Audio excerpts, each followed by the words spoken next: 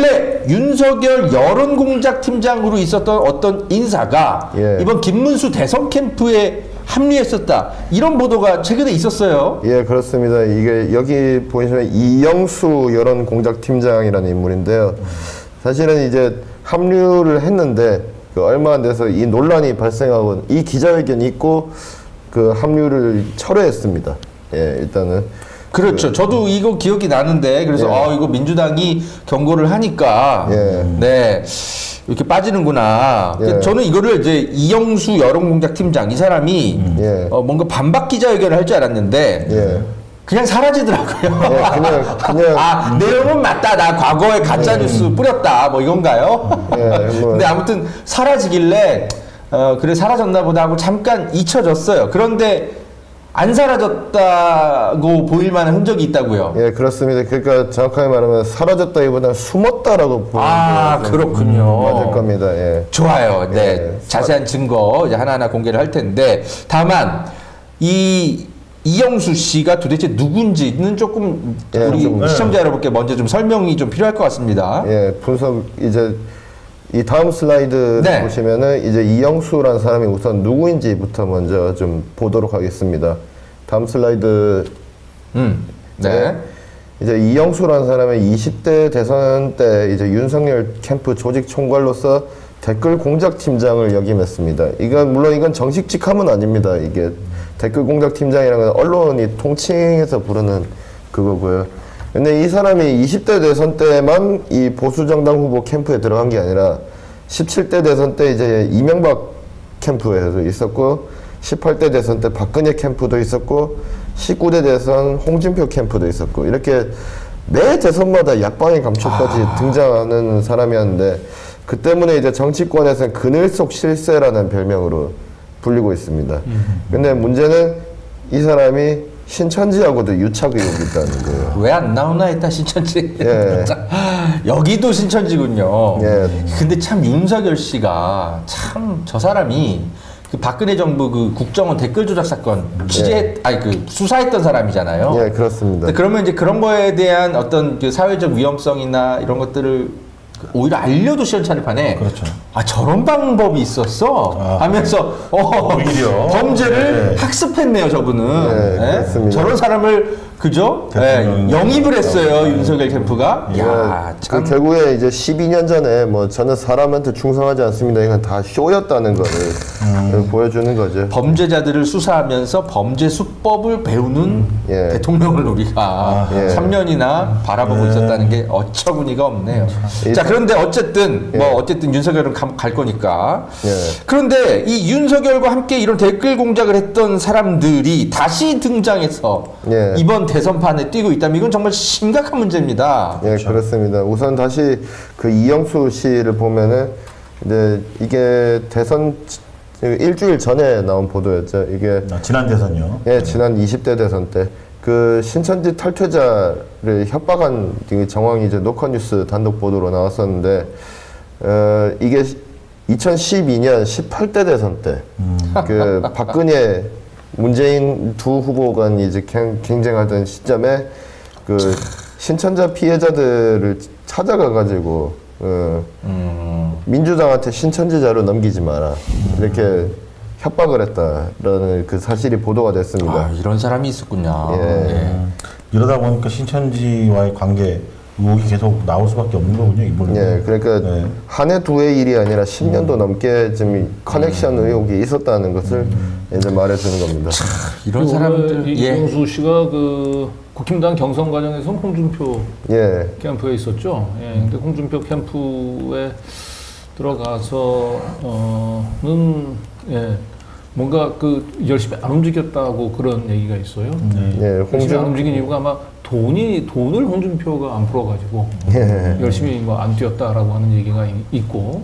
예, 근데 이제 최근 한 일주일 됐나요? 제가 이영수를 가장 지난 대선 때 이영수랑 같이 이 조직 관리를 하면서 또 이영수하고 거의 한 20-30년간 동고동락했던 분이 있죠. 네, 이세창. 네. 우리 세창이 형. 네.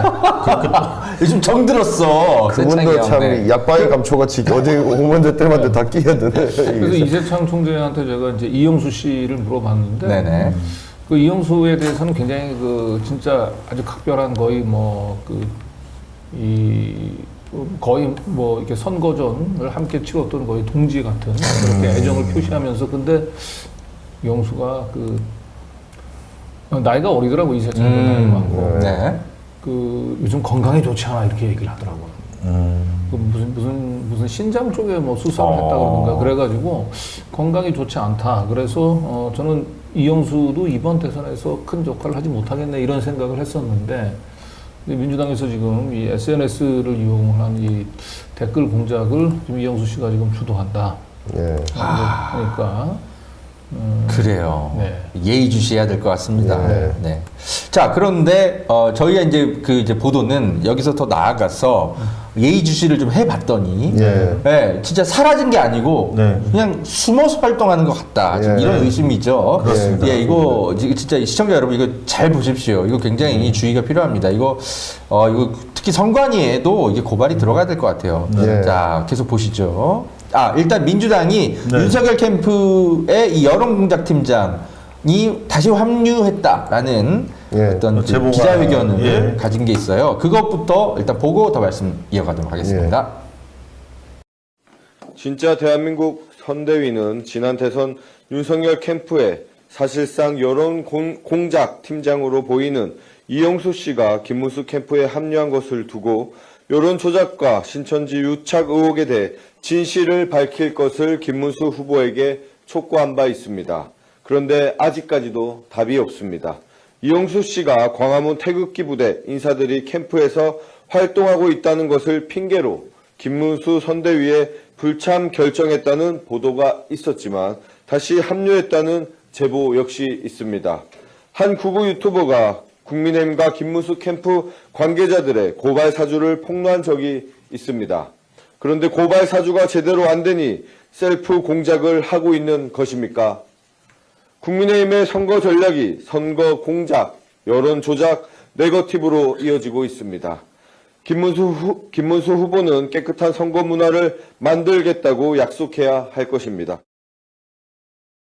예, 이렇게. 그래요. 저렇게 해서 이제 이영수 씨가 이제 사실 이제 뭐 물론- 사라졌으면 다행인데 네. 그런데 우리가 취재를 해봤더니 네.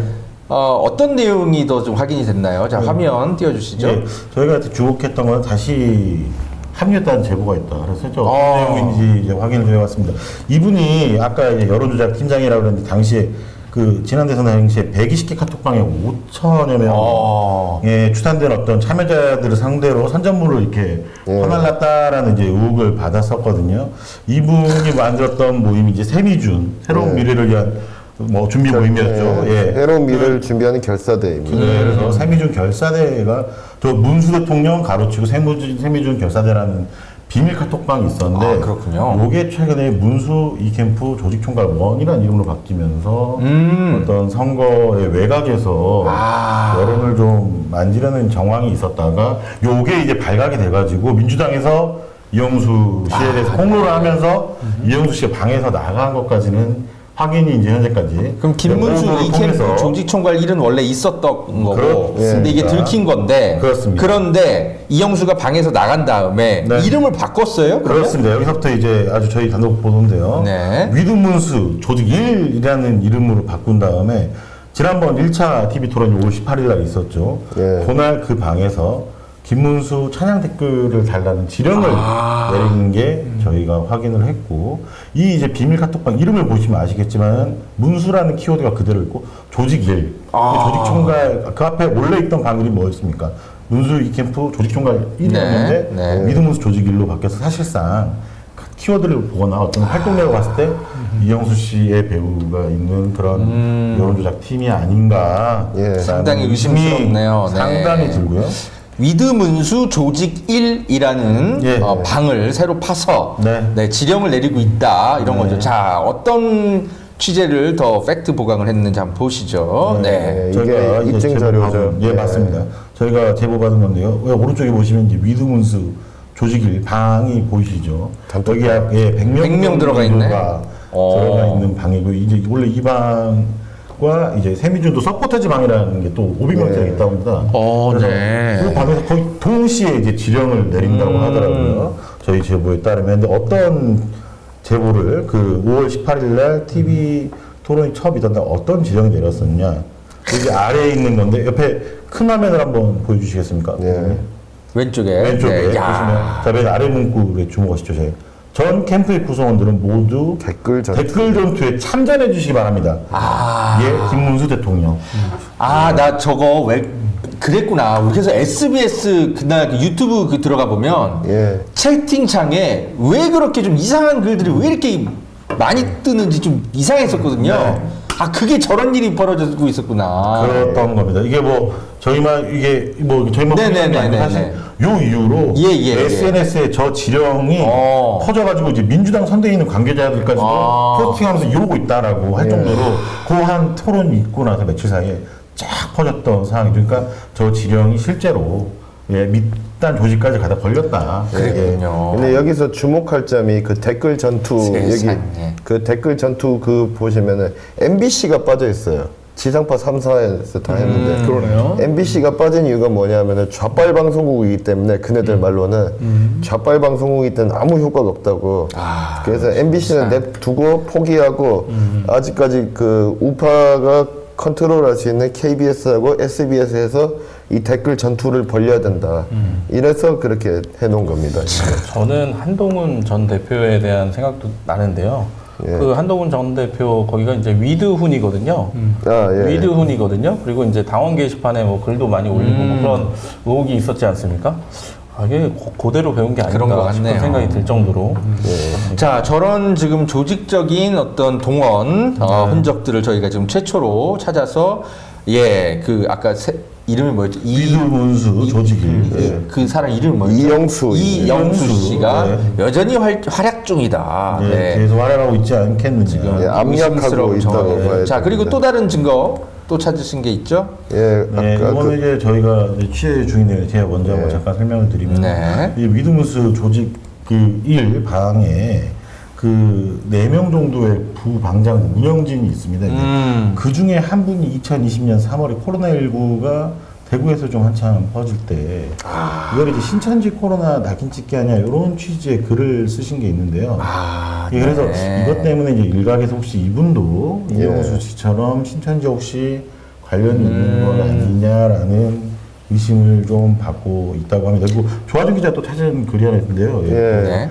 그 내용에서도 비슷한 게 있었었죠. 예, 그 하나 더 있었습니다. 네. 이게 좀 더 노골적으로 네. 들어가 있었는데 그러니까 이게 지금 특정 종교 세력과 연관이 있다라고 의심될 수밖에 없는 게 이분들이 예. 실제로 과거에 쓴 글들을 저희가 샅샅이 검색을 해보면 이런 게 튀어나오기 때문이에요. 다만 이제 저희는 신천지라고 단정하지 않는다. 단정할 수는 없지만. 왜냐하면은 여기 예. 말씀하십시오. 예. 단정할 수는 없어요. 근데 이제 신천지가 아마 좀 기억을 좀 되새겨 보시면 5년 전에 한 달 동안 우리가 신천지 그 코로나 그 방역을 잘 관리하다가 한 달쯤 뒤에 31번 확진자 신천지 신도 이 사람이 튀어나오면서 대구 경북을 중심으로 급속도로 창궐을 해버렸거든요. 그 이유가 뭐냐면 신천지 일단 예배 방식이 문제였어요. 3밀 구조라고 하죠. 밀접, 밀폐, 밀집 이 조건을 다 갖추고 있었어요. 그 특히 신천지 예배 방식이 땅바닥에다 방석 깔고 그게 좌식으로 예배를 하는 방식이다 보니까 비말감염에 취약했었고요. 거기다 결정적인 이유는 얘네들이 자꾸 동선을 숨겨버렸어요. 비협조적으로 나오다 보니까 그 교회, 그래요. 네, 다 알고 대남병원, 있으니까. 네. 그래서 이 신천지 저희가 뭐 확정할 수는 없지만 이런 의심들이 드니까 시청자 여러분들이 함께 감시를 좀 해주시길 바라고 화면 좀 다시 띄워주세요. 위두문수라는 조직 여기와 관련해서 특히 저 페이스북 글 쓴 분들 포함해서 아시는 분들은 제보를 저희 워치독 @ 민들레뉴스.com으로 주시면 저희가 추가 취재를 하겠고 저 그 글 쓴 사람은 아마 이제 우리 권지영 기자님이 이미 한바탕 이렇게 취재를 하고 계신 분일 수도 있어요. 예, 그럴 수도 이제 있습니다. 이분 뭐 제가 약간 의심하지 않는다는 게 네. 이분이 이제 이만희 총회장이 사과한 뒤에는 물론 이게 신천지라고 관련을 두고 본 거 아닙니다. 이제 백신을 맞아서 빨리 네. 일상으로 해보겠으면 좋겠다라는 포스팅을 하고 저게 다 확인을 했습니다. 그래서 본인이 이제 신천지를 좀 의심하는 건 아니지만 아, 그래요? 그런 아니, 의심이 괜찮아요. 있다. 신천지는 예. 위장글도 많이 써요. 예. 너무 그래서, 티나게 막. 예, 저희는 열어놓고 보고 있는데요. 사실 네. 하여튼 많은 제보를 좀 네. 꼭 부탁드립니다. 예. 네. 근데 여기서 이제 제가 한 가지 얘기하고 싶은 게 그 이명박 그 시절부터 이 댓글 부대, 뭐 10만 사이버 그 전사 양성 이런 얘기들이 나오면서 이명박 때부터 이제 저게 만들어지기 시작을 한 건데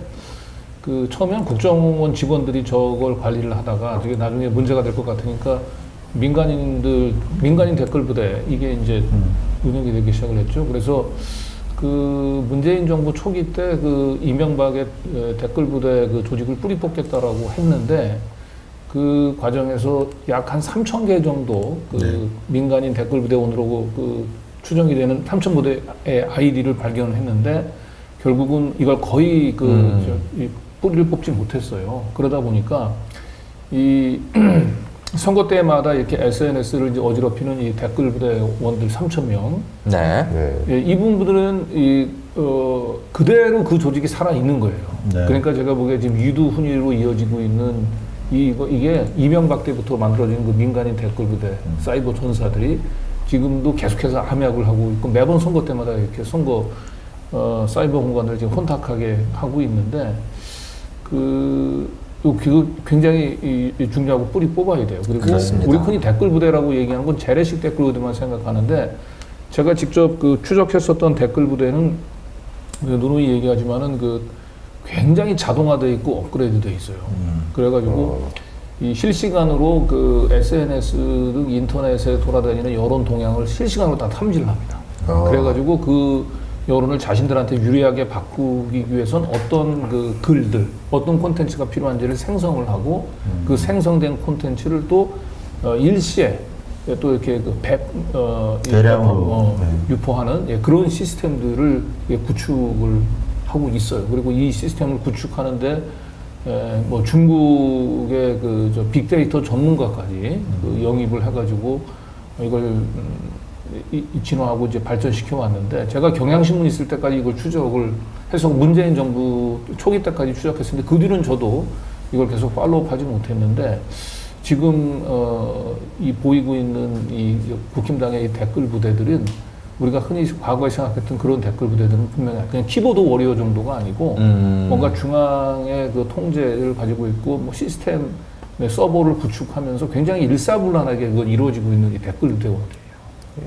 요즘 약간 이제 군사적으로도 인디전 뭐 이런 얘기 나오는 그렇죠. 그런 정도의 수준으로 특히 발전을 한 게 아닌가. 네, 그래서 얼마 전에 우리 권지현 기자가 우연히 김문수 캠프에 가서 잠깐 그 사무실 문이 열려진 틈을 좀 봤다 그러던가요? 그러는데 굉장히 섬찟한 뭔가 이 컴퓨터가 한 20대 정도가 이렇게 쭉 같이 늘어져 있고 책상 위에 그 과연 어떤 목적으로 왜 그런 사무실 공간이 필요했는지 모르겠는데 오늘 이 보도를 보니까 그 사무실에 한 20여 대 정도 이렇게 놓여져 있는 컴퓨터가 있는 그 방은 뭔가 제가 추적했었던 그 자동화된 업그레이드된 댓글 부대의 사령부가 아닌가 그런 의심이 좀 듭니다. 네. 특히 그 문재인 정부 때 초기가 지금으로 한 10년 전쯤이 이러니까 그래요. 그 사이에 또 굉장히 또 업그레이드 됐을 가능성도 배제할 수 없습니다. 윤석열 씨가 이제 그런 거 이제 수사를 이제 제대로 하라고 맡겨놨었는데